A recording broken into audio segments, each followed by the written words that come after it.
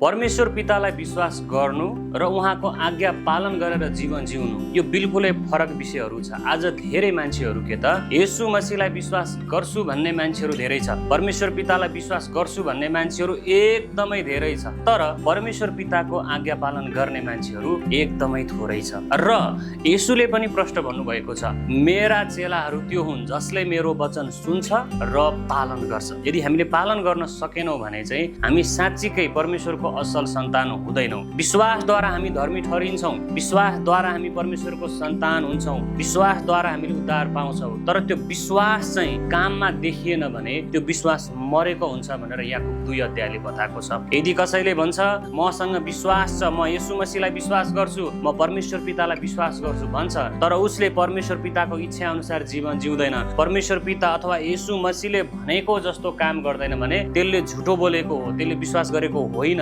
किनभने काम बिनाको विश्वास चाहिँ मरेको हुन्छ भनेर बताइएको छ। र म यो भिडियोबाट तपाईहरुलाई के भन्न चाहन्छु भने तपाई अनि म के हामीले साँचो रूपमा परमेश्वर पितालाई विश्वास गरेका छौं? यदि हामी साँचो रूपमा विश्वास गरेका छौं भने हामीले येशू मसीहले भने अनुसारको काम गर्न जरुरी छ। तपाई र मैले यदि प्रभु येशूबाट पाइने चंगाई, उद्धार, मुक्ति वास्तविक रूपमा चाहन्छौं भने हामी वास्तविक रूपमै उहाँको आज्ञाहरू पालन गर्न जरुरी छ। हो, नचिन्दा नबुझ्दा फरक विषय हो। तपाई भर्खरै येशू मसीहलाई विश्वास गर्नु भएको होला, भर्खरै परमेश्वर पितालाई पछ्याउनु भएको होला, कुनै समस्याको कारणले आउनु भएको होला, कहिलेकाहीँ येशू मसीहलाई राम्रोसँग नचिन्दा पनि उहाँले निको पार्नुहुन्छ। त्यो किन भन्दाखेरि चाहिँ निको पारेपछि अब येशू मसीह को हो भनेर खोजोस् भनेर हो। वास्तविकता के हो, सत्य के हो र येशू मसीहलाई अब विश्वास गरेपछि के कुराहरू मैले पालना गर्नुपर्छ त्यो कुरा खोजोस् भनेर चाहिँ उहाँले कहिलेकाहीँ राम्रोसँग नचिन्दा पनि निको पारिदिनुहुन्छ। तर निको पारिसकेपछि हामीले उहाँको सत्यता खोजेनौं, उहाँका आज्ञाहरू पालना गरेनौं भने